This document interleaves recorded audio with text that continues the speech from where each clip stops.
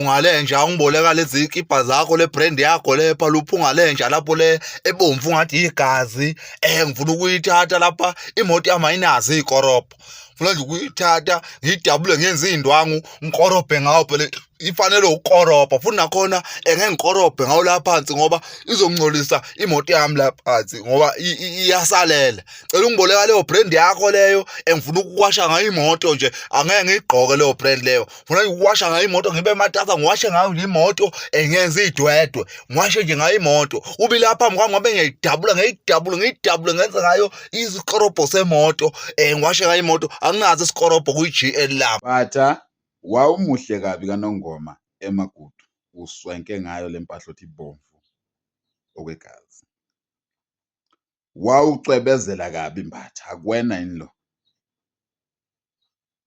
Mbatha, be careful.